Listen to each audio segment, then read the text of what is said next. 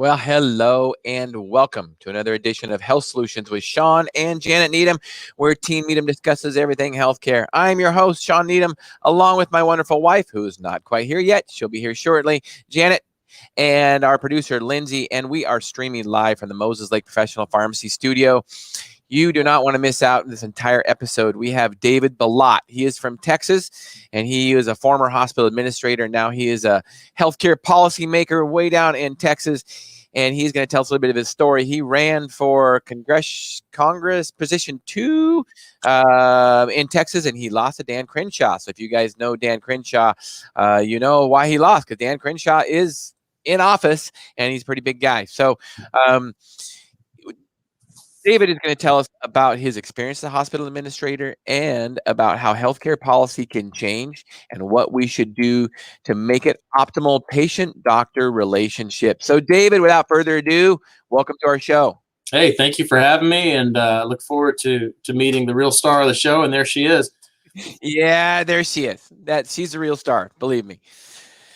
Well, as far as my background, you know, I grew up in healthcare. My first job was at the age of 15, worked in medical records, and then every summer worked in just about every department of a hospital that existed at that time. That's when records were still paper.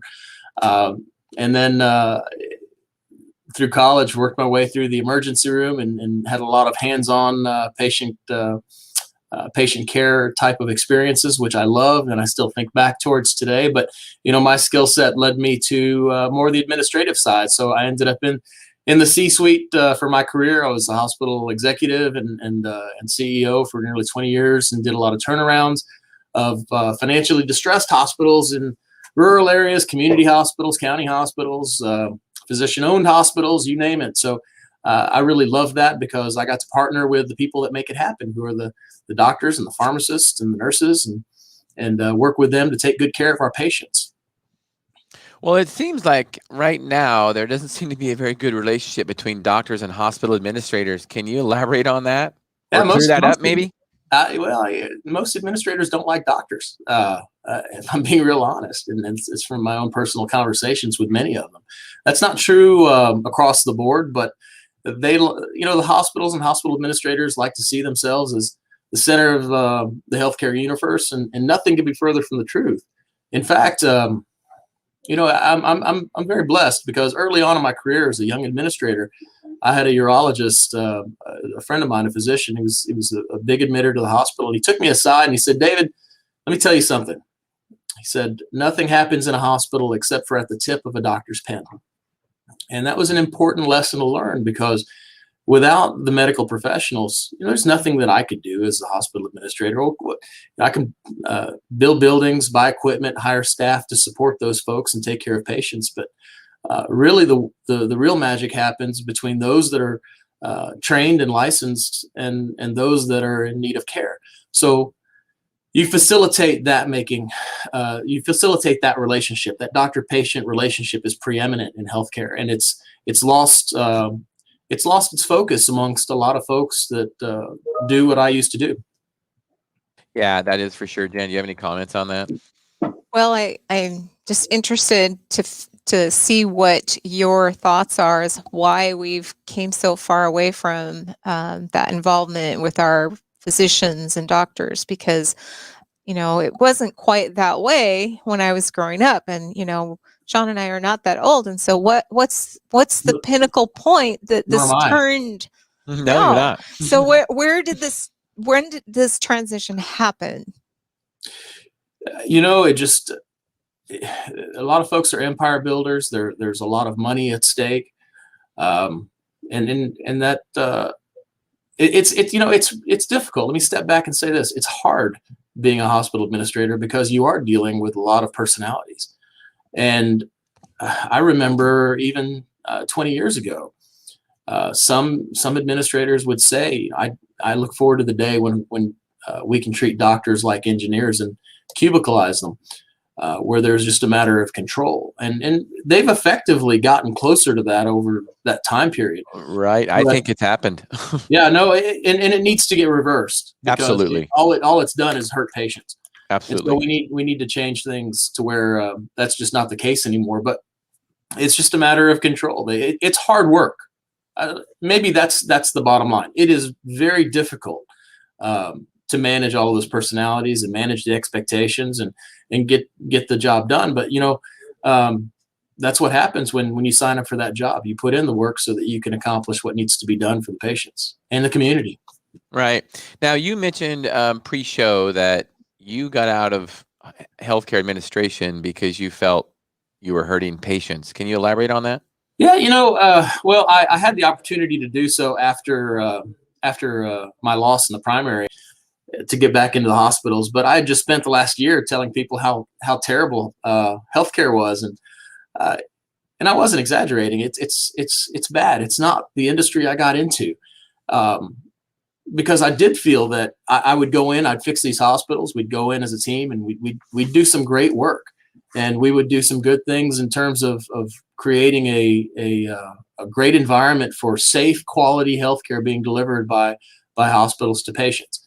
But then, the kinds of bills and charges that would be sent to these patients, the kinds of billings that we would be responsible for. And I took part in that because I was a fiduciary. It was part of my job.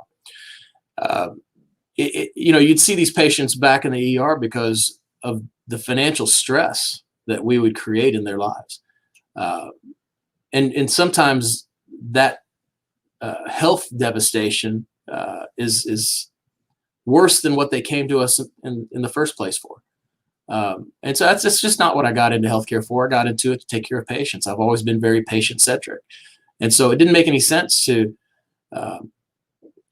go into a situation where I was creating more harm than good in some cases. I won't say that was the case across the board, but there needed to be a change. And that's why I ran for office, and that's why I left the hospital business altogether so that I could be a part of the solution. I just didn't know what it was at that time, but I then just self-funded my own campaign for healthcare reform and ended up doing some cool things that I'm doing now.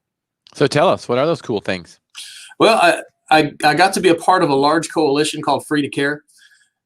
It's patient advocacy groups and physician advocacy groups. It's grown in the last 2.5 years to be 30 member organizations, representing over 8 million people nationally, including 70,000 physicians, which, the goal is to exceed the membership of the AMA, because we all know that they don't really represent doctors.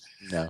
And then my full-time job is director of Right on Healthcare with the Texas Public Policy Foundation. And I work at the state level here in Texas, as well as the federal level in DC, and in partnership with a number of other states around the country. So isn't Free to Care, isn't that the one with Dr. Marion Moss? Yeah. Marion is one of our very vocal advocates, and she does a fantastic job. Yeah, we have definitely interviewed her before, and great, yeah, she's definitely an advocate for physician-led care for sure. Yeah, we're thankful to have her, and we've got quite a few of those. But she is just there's no stopping her. If you've already interviewed her, the level of energy is just amazingly high. I wish I had it. Absolutely. So looks like that's their website right there. Is that correct, David? That is. That's the Free to Care website. Yes. Awesome. Yeah, it's a great organization. I know Dr. Marion Moss has talked about it before. So healthcare policy. So yes. You talk about all these problems that are in healthcare. So what is the fix? I'm assuming that, the federal government seems to think the fix is Medicare for all. What are your thoughts about that? The fix is getting government out of healthcare altogether. We have a lot of problems that have been generated by the government. So Medicare for all, the ACA, you look at what was the number one discussion before every election, the last 2 elections. It's been about pre-existing conditions, right? Well, would you or your audience be surprised if I told you that our government created this issue of pre-existing conditions? This problem, I wouldn't be surprised, but elaborate, please. This problem is uniquely American. In the mid 40s, we tied health benefits to our employment. Oh. And back in those days, If you got a job, you usually retired from that job. But we currently live in an environment where that's just not the case anymore. We have the gig economy, and people are go from here to there. I mean, look at me, for instance. It's rare that I'm somewhere for 2 years. So that would be that's created that problem. So what we need to do is we need to get away from employer-based healthcare, so that when we have a policy, that policy belongs to us and it goes where we go. And so if we lose this job, no issue of pre-existing conditions going over here because we've lost our policy. So there are some things that we can do. We can get back to working with state governments. I don't think that the federal government's going to give us any solutions, because it's relatively impossible to get them to do anything at this point. So working at the state level. I don't know. Let's back up on that. They're pretty good at taking my taxes. Yeah, but other than that, they don't even do that. That's the IRS. That's true. Although you could argue they're really good at printing money. I mean, keep the printing presses moving. Gosh. They're good at spending money. Let's say that. They're great at spending money that they don't even have. Right. But yeah, don't get me started. I know, right? But you're working at the state level. There are options that we can look at that will allow more flexibility in the kinds of benefits that can be offered, so that people can have affordable coverage and have affordable care. These are the things that we need to focus on, not necessarily just having an insurance card. I think right now, I talked about the hospital, people thinking hospital is the center of the universe. Everybody else thinks that insurance is the center of the healthcare universe. Mm-hmm. And that's just been detrimental to the nth degree for what it is. If you hear a politician say the word healthcare, I want you and your audience to have something trigger. When you hear that, I want you to immediately think they're talking about health insurance. They're not talking about healthcare. So that being the case, Obamacare was not healthcare reform. It was health insurance reform. And we need to get away from the idea of coverage being care and separate the two altogether. And like Dr. Moss says, coverage does not equal care. It does not. And in fact, one of my interns made a cool for me. So I say it that often. And in fact, you could argue, especially a government policy, which here's my opinion, David. Mm-hmm. Any insurance anymore, traditional healthcare insurance, there's no such thing as private insurance. I don't care if it's Blue Cross Blue Shield of Washington, Blue Cross Blue Shield of Minnesota, or whatever the Blues are, whatever. Mm-hmm. There is no such thing as private insurance anymore, because it is so heavily regulated by the federal government. It's all government insurance. So people are told what to buy at what price, what to cover at what price. And so you could argue that actually having healthcare insurance, traditional healthcare insurance, actually is a barrier to care. And if you don't believe that, how many people don't get procedures because they're not covered, or they got to get prioritization, and it takes months. Whereas if you have a free market, you can get in today. That's right. Interesting. Right. So I'm gonna first of all, I got to say, David, you are preaching to the choir, buddy. So let's not go always back. The case in my field. Let's go back to the 1940s and let's remind people how the government caused that problem. Yeah. Is our wonderful president at the time, FDR, who's considered one of the best presidents ever. I consider him one of the worst presidents ever, because his policies affected this country for years and years and years. In fact, still today. We look at Social Security. That was his policy. That was his, socialism policy that is affecting us today, and it is broke. Let's face it. So he, during World War II, thought that it was a good idea to put a price cap on wages. So he did a wage freeze. Right. So General Motors and Ford were actually very, very busy building tanks and planes and cars and everything for the war effort, but they couldn't increase wages to entice employees to come to them. So what did they do? They offered hospital insurance. And fast forward 70 years later, and we have what we call health insurance, which covers more than just hospitals. It will cover your stub toe and massages and everything under the sun, when in fact that wasn't really exactly how it began. And that's why it's so expensive. And it decreases access and decreases quality. So I wrote a book on this subject, David, and I will send you a copy. It's called Sickened: How the Government Ruined Healthcare and How to Fix It. And I'm going to let you keep going through your journey about how the government continued to ruin healthcare. I imagine the next step is Medicare and the Medicare Act in 1964, right? Well, Medicare, Medicaid, the HMO Act of 1972. That's right. Oh gosh, HIPAA, high tech, ACA, you name it. And it's not just the left. It's not just Democrats. For those that are conservatives, every single president, regardless of political affiliation, has put their fingerprints on the healthcare industry, and it's been to our detriment.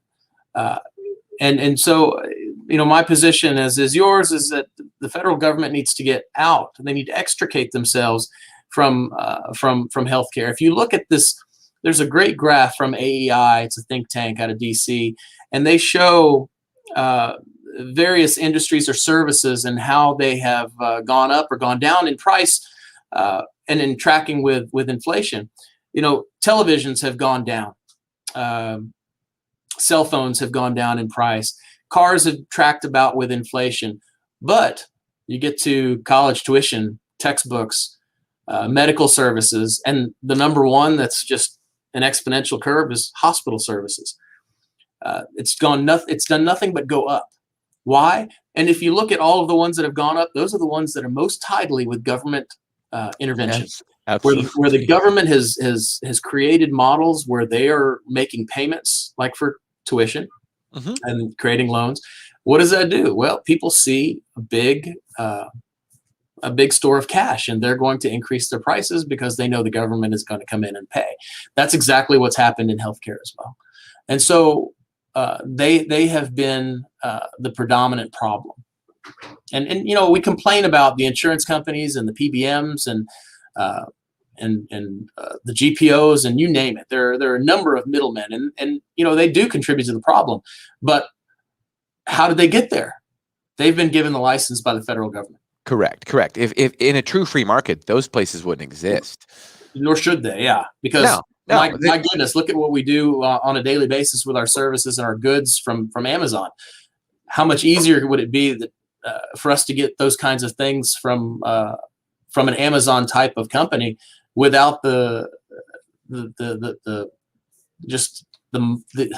administrative burden and miring that comes from all these middlemen that really extract a lot of value and money needlessly. Yeah, absolutely. Janet, you have a comment? I do. I want to speak out to providers, especially doctors and other healthcare providers that, Shawn and I gave up working with insurance companies, and we offer cash prices for our products. And not only has it been better for our clients and patients, but our attitude at work. I mean, we're not burnt out. We're excited about coming back to work. And so I feel like we took back our profession just at our local level and so I guess I'm throwing out encouragement, because as we're looking at the direct primary care physicians and doctors out there, they're taking back their profession on how they treat their patients. And I have a statement to our clients quite often: standard of care does not equal quality of care. What we see sometimes as a standard of care for a treatment may not be the best one out there. And you might be in a big clinic where they are throwing you to their providers and not the best provider that can help you. So, I encourage you to step out of the box and realize that there is other ways of practicing, and it's catching on, and it is totally liberating. We can't tell you the difference it made in our lives of running a business, dealing with our employees and our patients. I can't even describe how good it feels. And let me share with you just a quick story. It's not just the DPC, but like you all, this can be something that pharmacies can do. This is something that labs can do, hospitals, surgery centers. Yep. We know the Surgery Center of Oklahoma, the Texas Surgery Center. We have a private Facebook group, but anybody's welcome to join. We have people on the left and the right and everybody in between, but it's the Right on Healthcare Facebook group, and people will come on there. We have a lot of physicians, a lot of patients, and I had a couple an elderly couple that was on Medicare, and she was telling a story about how her husband needed to be on a chemotherapy drug, and even on Medicare, I think it was Medicare is one of their what do you call them? The Medicare managed care groups. The drug on a monthly basis was $500, which on their fixed income was significant. That was their copay. And so we have a tool that we offer. It's called our shopping list at texaspolicy.com. And we were able to identify an organization that is a pharmacy, is an online pharmacy that offers generic drugs. And they were able to get the same drug, a generic drug, for $50 a month, a 90% savings. It was life-changing for them, especially with a group that's on a fixed income. So that's the kind of stuff that we can find, especially with a transparent market. And people say all the time, David, what's it going to take for healthcare to be affordable? And usually my response is a little bit controversial. I'll say it's already affordable. You just need to know where to look. That's right. That is true. Right. And David, I mean, to most patients' defense or people searching out healthcare, they don't know what we know. I mean, Janet and I take these things for granted because we just know how to find these things. So if we want to find an MRI for $400, we can find one. Yeah. If we want to find a colonoscopy for $1,000, everything inclusive, we can find one. Right. Most patients don't know any better. So, they look to their insurance company to tell them where to go for colonoscopy, and the bill's $10,000 and their copay is only $2,000. Right. Right. Right. And I'll tell you, I go back to our previous conversation about administrators and the control of the physicians. The reason why, it used to be 30% of physicians were employed by hospitals. Now it's closer to 70% of doctors are employed by hospitals. When you go to your doctor, the doctor's not going to give you, they're going to get a lot of pushback from their employers that cut their checks if they send them outside of the hospital system. When keeping you inside of the hospital system is going to radically increase the cost of the care that you're going to be getting. Because some of the most expensive words in healthcare is, go get this test down the hall. Right, oh, yeah. Right. David, could you remind us what that Facebook, the one that's the private group is again? Right on Healthcare. That's the name of our policy area here at the Texas Public Policy. Right on Healthcare. Okay. Right on Healthcare. And so, David, when you say you want to get the federal government out, let me back up a little bit. When you say that the left and the right are guilty, I think I'm speaking for Janet here, but I agree 100%. Anytime I want to start talking to a conservative about healthcare, and I ask them, I say, so do you think that Medicare is the problem?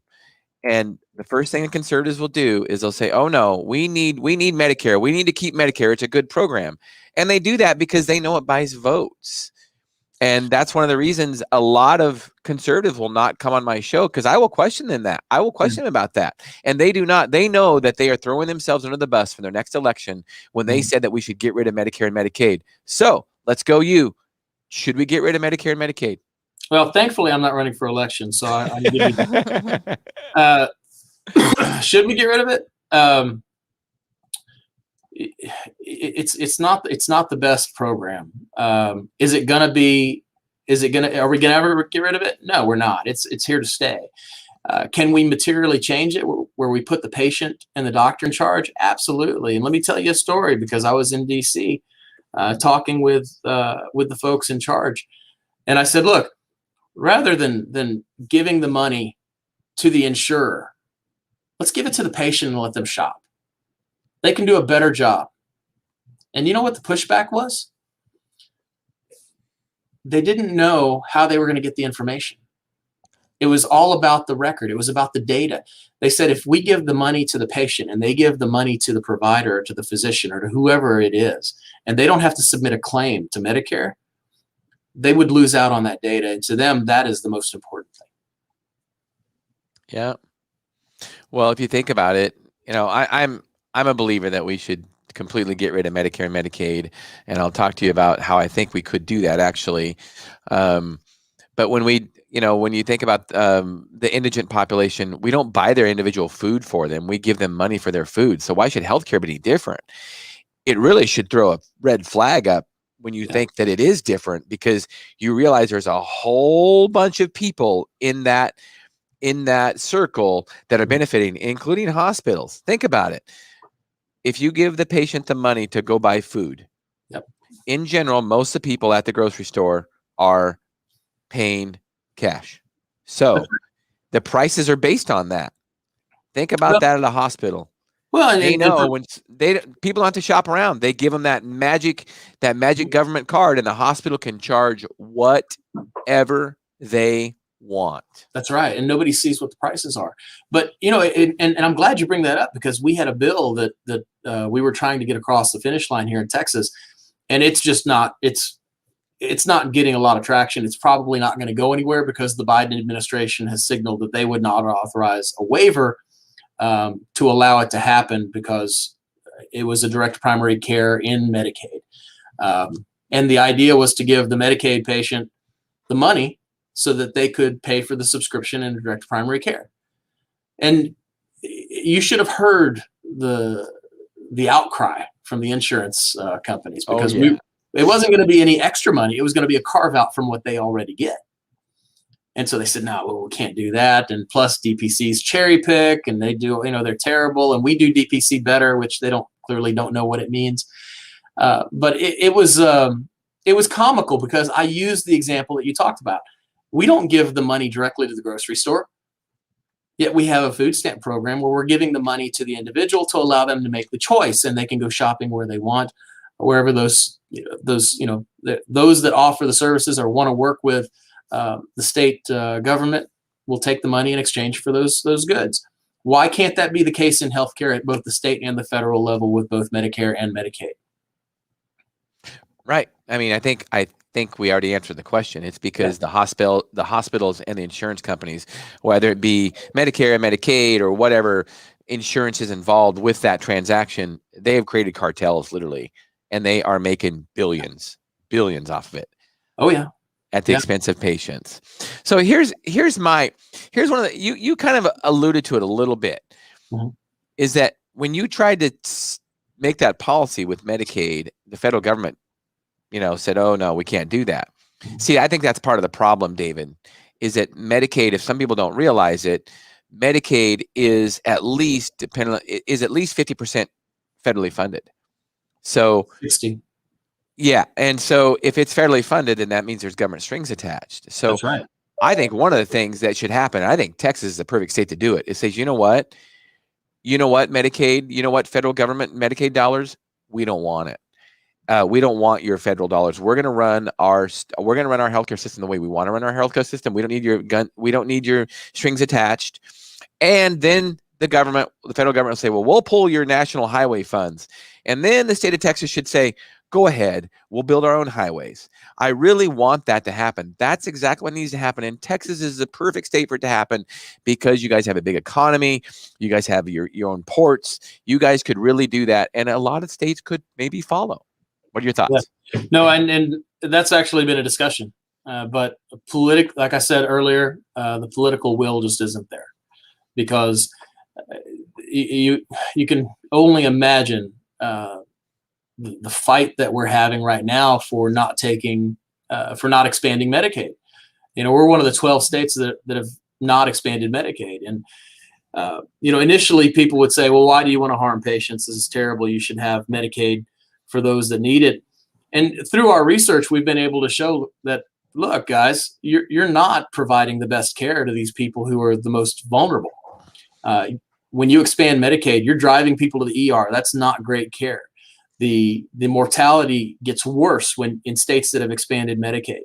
So what did they do? Their argument changed. They'll say, okay, well, yeah, okay, we'll grant you that those things are true.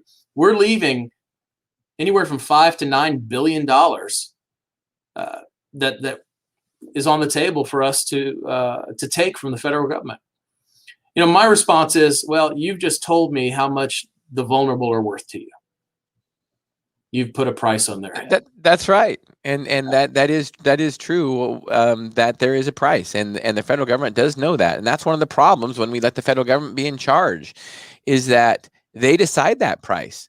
Whereas in a free market, the free market would decide that price. Yeah. And I don't think a lot of people realize, but the government has to ration that based on finances, based on price, period. Right. No, and I agree with you.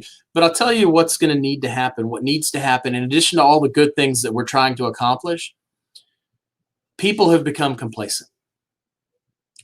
People don't really invest in their knowledge of how to get things done, or what healthcare really means, or having a primary care physician that they develop a relationship with, or getting an independent pharmacist that they have a relationship with. If you can do that and create a team, then your life can be so much better when you really need them.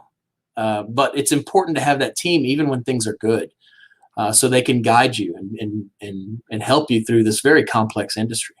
Well, and realize this too, is that I think, like you say, when we say the term healthcare anymore, you kind of wonder what pictures come into people's minds. But, traditionally, traditionally our healthcare system is a sick care system. It is. Yes, that's correct. And in reality, it makes money on keeping people diabetic, on keeping people with high blood pressure, on making sure that their high cholesterol doesn't go away. Let's not talk to them about being proactive in their lifestyle, their diet, their exercise, their sleep habits. Let's not talk to them about that, because then they wouldn't need a doctor, except when they broke their leg or wrecked their car or something. And, those are just facts. And I think in my book, I have a 6-step solution, Sickened, how the government ruined healthcare and how to fix it. And in chapter 6, the first one is to be proactive in your own health. That's right. We need to educate people how important that is. There is no doctor, no pharmacist that is invested as much, or a health insurance company that is invested in your health as much as you are. So it's important to educate and empower consumers that they are in charge of their own health. And you know what? The best health insurance we have is not some policy that we can buy. It's how we take care of ourselves. Oh, there's no question about that. There's no question about that. And if I can tell just a quick story, I don't know how much time. Please. Yeah, please. But I'd love to share a story that's it's very personal to me, because it's about me. I had a situation where I was feeling some pain in my upper arm area, and I thought, well, that's not great. So I called my direct primary care physician, and he had me take my blood pressure. And after some conversation, he said, "David, I really think you should go to the emergency room." And this was on a Saturday, so he and I are having this discussion. And he said, "Well, let me know where you're going, and when you pull into the parking lot, get me all the information." So my wife is taking me. We get there, we park. I text him, "I'm here." By the time I'm inside and they're wheeling me to the back, I hear that the ER doctor's on the phone with my DPC doctor. And the ER doctor comes in. He says, "I've just spoken with your physician, and we've developed a plan for you. He's told me your history." I didn't have to tell him all of that. And for the next 6 hours, we're going back and forth. And anytime there was something new that came up, he'd get back on the phone with my doctor, and they would develop a plan that would be updated. It made me feel good.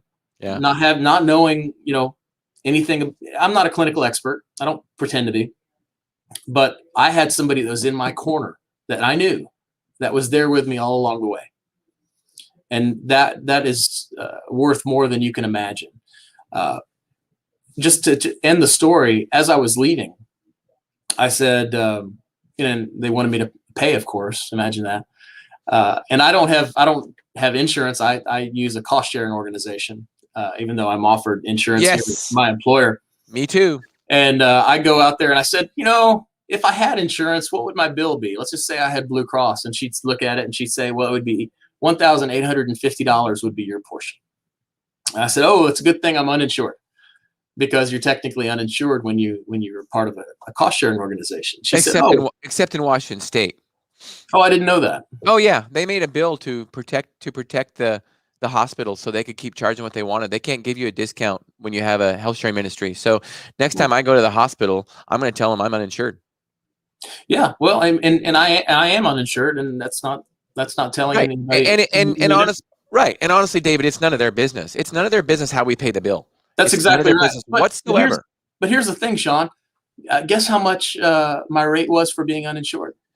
Well, first of all, it sounds like hospitals are a lot cheaper in Texas than they are in Washington State, because you said that your portion would be $1,000. So I'm assuming that it would have been, It was 1850.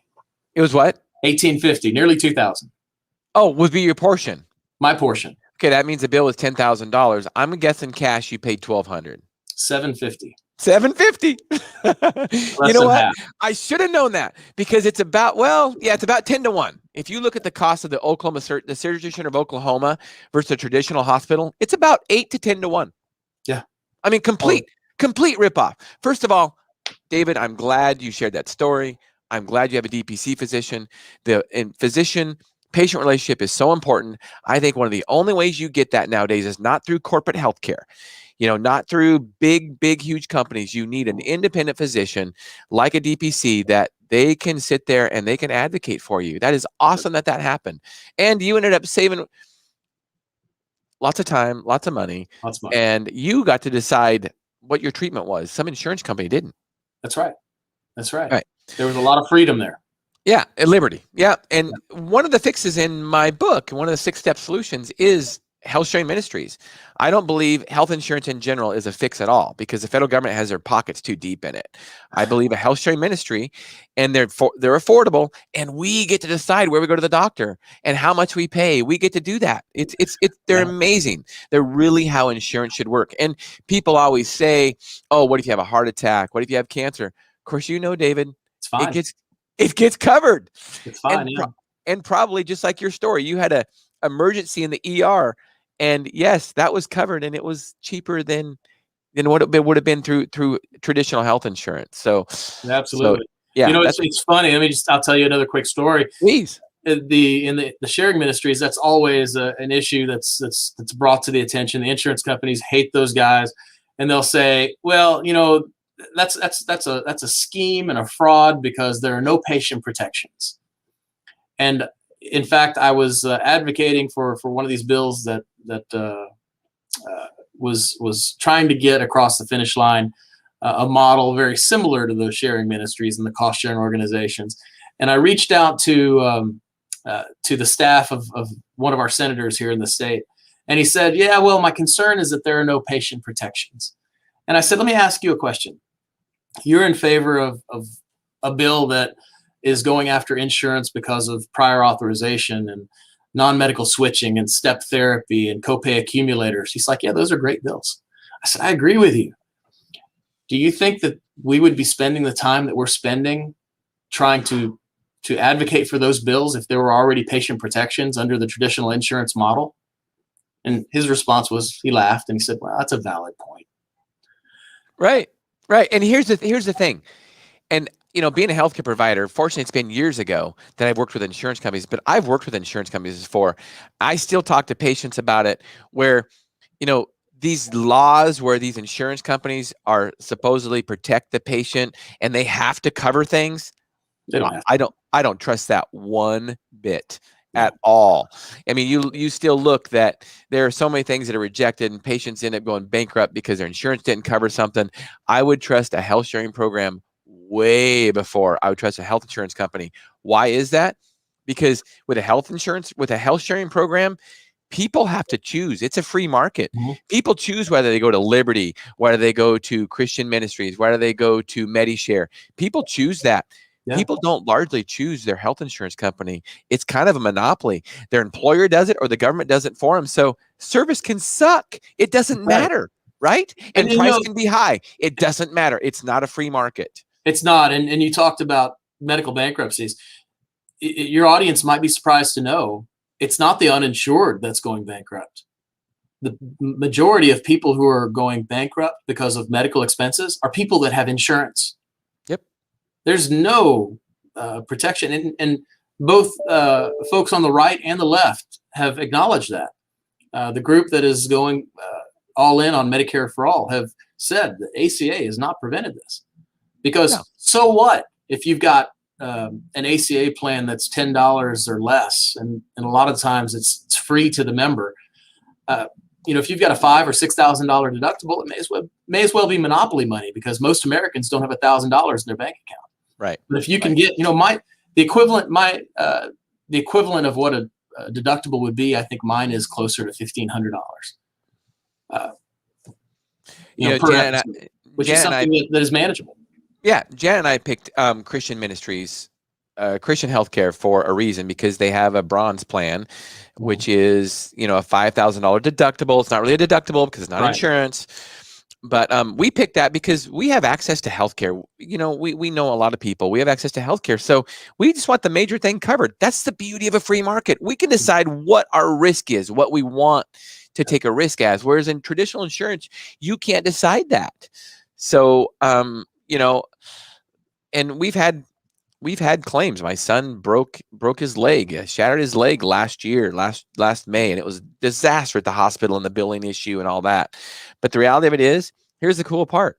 I did negotiate a discount with the hospital. Thank you for that. I'm glad they did do that. It was like pulling teeth for sure. It took months and months and months. The average Joe, I got to tell you, I know how to navigate the system, and I'm not afraid to stand up. The average Joe, they would have paid tenfold what they should have. And here's the thing, Christian Healthcare, I negotiated a $9,000 discount. Christian Healthcare waived my $5,000 deductible. So in theory, it ended up costing me nothing. Now, I don't like saying that because I put a lot of work into it for that, but it's because I had skin in the game. That's one of the things. If people don't have skin in the game, if something's going to be free to them, like Medicare or Medicaid, it's never going to be good quality. It's never going to be good service, and it's always going to be high price. Right. Unless you're going to put the time and energy into learning and advocating for yourself, I think you're abdicating your right to complain about it. True. And here's one of the things about that, David, is that unfortunately, when the government takes over anything, whether it be our healthcare system, whether it be our government schools, I don't call them public schools. Let's call them what they are. They're government schools. They're not public schools. In a public place, you decide where you can go. The government tells you where you go based on where you live in a public school. So it's actually a government school. And that's one of the reasons is the price is high, the service sucks, the quality sucks. Nothing personal. I'm saying just overall. It's kind of like healthcare when the government's involved. So, but here's the thing, is that if the government is taken out of that equation, then you have a free market and people can make their own decisions and everything gets better. So I got a comment. So you said there's no way to get rid of Medicare and Medicaid. And I say in my book, I actually have a special chapter on it, chapter 7. It's not part of the fix, but it really is part of the fix. But I didn't put it in the 6-step solution because it is a very difficult one. Here's the first one I say that the states have to do. Opt out of the Affordable Care Act. The states can do that. Opt out of that. And the state, that's probably the first step. And then the second step is, and I've never had a congressman answer this question for me, but they say, oh no, Social Security is here to stay. Medicare is here to stay. And I say, well, they're unconstitutional.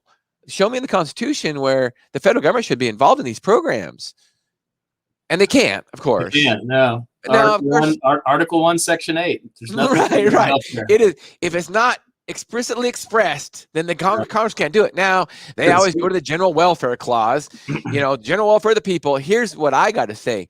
Stealing from me or anybody to give to who they see fit is not in the general welfare of people. No. That's my opinion. So, but I love that we have an example of prohibition in this country, prohibition of alcohol, because this is what I take them back to. I said, well, guess what? I bet you the same thing happened back in the 1920s when alcohol was prohibited. I bet you there were congressmen saying the same thing, that, oh, it's here to stay. We can't stop it. And we did a constitutional amendment to stop it. So why can't we do the same thing with Medicare? Let's say you, David.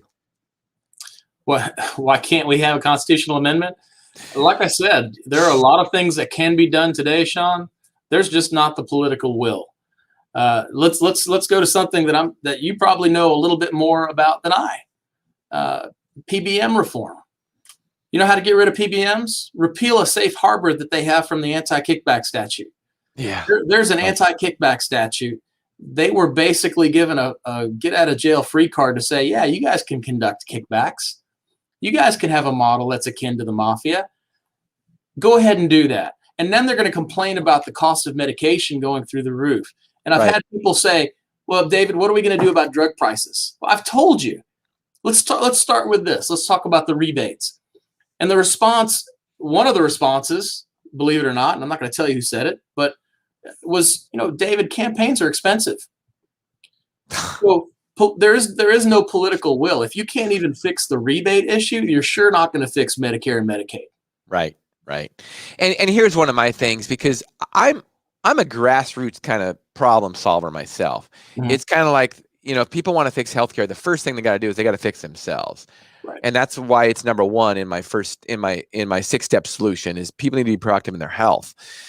And number 5 actually is that physicians and healthcare providers, they need to get out of the rat race. They need to stop being accessories to the crime, and they need to have a direct relationship with their patient based on cash, not based on any insurance company. That's essentially what it'll fix itself, in my opinion. Direct primary care is a perfect example. Will Medicare and Medicaid always be there? I'm an optimist. I'd love to get rid of it, but I don't know. But, it might be. But still, there's a workaround. And here's my opinion, David. Actually, this is fact. The free market always wins. Mm-hmm. Always eventually wins. So that's why I think one of the ways to get rid of PBMs is pharmacies quit getting in bed with them and just start telling them, no, we're not gonna be in bed with you. I mean, they're using pharmacies as a mechanism. Now, here's one of the issues with the anti-kickback is CVS owns their own PBMs. I mean, talk about a conflict of interest. I mean, holy smokes. That's exactly right. So anyway, but that's a challenge for every independent pharmacy to do that. It's because when you're the only game in town and your patients rely on you providing them with a certain brand name, if you're not playing with the PBMs, you're not going to be able to help them. That's right. And in a lot of cases, they're just not able to keep the doors open. So I really feel for a lot of those guys. They're stuck in the rat race. They literally are, and they don't want to have to go work for CVS or Walgreens, but a lot of them have gone to do that. Right. I'm thankful that DPC is growing at the rate that it's growing. It needs to, and it needs to continue. And you see people, the argument is, well, there are not enough primary care doctors that will adopt that model. I'm seeing a lot of specialists go into primary care because they see that this is the way that medicine is going to be in the future. Yeah, and there are a lot of specialists. Definitely. That's what needed to happen is the primary care needed to branch out and do the DPC, and then some specialists will follow. I think that's already happening. And here's one of the things too. I think it is the future. I mean, and it is now because there are so many people, in the corporate healthcare environment, when I mean physicians that are disenfranchised and just getting out of medicine totally. So it's either they do something like that or they get out of medicine totally. And here's what's interesting too, when you talk about there's not enough primary care doctors.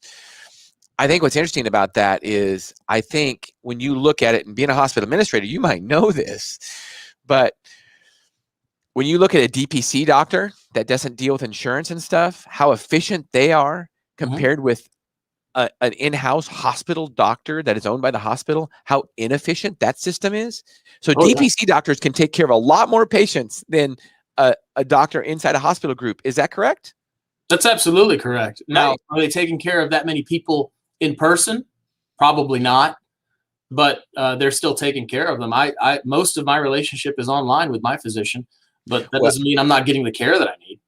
Well, and what drove that? The patient drove that. The free market drove that, and technology drove that, and of course, price drove that. That's okay. That's what happens in a free market.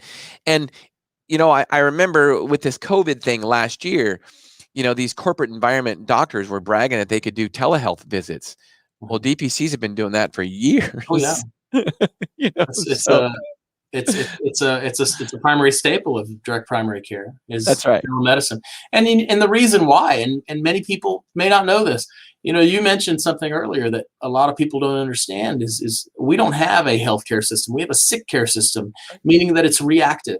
The reason why a doctor doesn't text with you or email with you is because in order for them to get paid, they need to see the whites of your eyes and have a diagnosis, which means you're there for something, and what their treatment is going to be.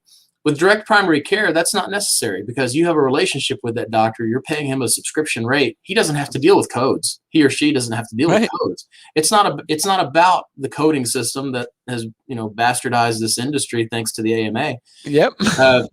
It's about, what are my goals? What do I want to achieve? And how is this person that I've decided to partner with, how are they going to impact my life and share with me information that I need? That's right. Amen, brother. So, David, as we wind this show up, I just have to ask you a question. Yeah. What drives you? What do you have a passion for? People. Like I told you, I did a lot of patient care. I've even as an administrator or CEO, I would spend a lot of time in the ER, in the OR, on the floors, and I would go meet with the patients because, sitting behind a desk is not what I ever wanted to do. So I've held people's hands. I've seen the problems that they've had with getting the care that they need. People with their newborns and they're sick and they don't know what to do, and it's their first child, and they're in the ER, and these are the stories that drive me. I'm thankful to have had the career that I've had. Being in the hospital, I loved it. I still do. I wish I was there, but my time is better served what I'm doing now, in trying to get some semblance of sanity back into that industry. And I hope and pray that I can do that for the sake of what I feel that people really deserve. Well, I think you're making headway, David. Thank you so much for doing it. It's obvious you do have a passion for it. So, yeah. So if anybody wants to get a hold of you or has questions, what's the best way to do that? Well, I'm pretty active on Twitter. They can reach out to me at David Balat HC for healthcare. DAVID BALAT HC. That's on Twitter. Right on Healthcare. You can join us there. Please feel free. And you can go to texaspolicy.com, and there's a way to get a hold of me on the website there. And that's where a lot of our publications, all of my publications, will be there. So feel free to go there. We do have, you talked about the history of healthcare. We did do a research paper on, it's called A Brief History of Government Intervention in the Healthcare Industry. It's not very brief. It's about 28 pages, but it does talk about the wage freezes and how we have health insurance functioning the way that we do today. Awesome. Well, we're streaming some of your stuff. I hope people reach out to you because you are definitely an expert in this field on healthcare policy, and I appreciate you being on today, David. Thank you so much. You really achieved our goal of educate and empower consumers about healthcare. So thank you so much. Well, thank you, and I appreciate what you do as well. Yep. So hang on the line because I want to talk to you afterwards after we're not live anymore. And tune in Thursday for our midweek podcast, 8 a.m. to 9 a.m. We will have Dr. Ross Carter on, and he will be talking about regenerative medicine and stem cell therapy. So you don't want to miss out on that one. David, thank you for being on. Listeners and viewers, thank you for tuning in today. I really appreciate you guys so much as this ever-growing podcast. So thank you so much for listening.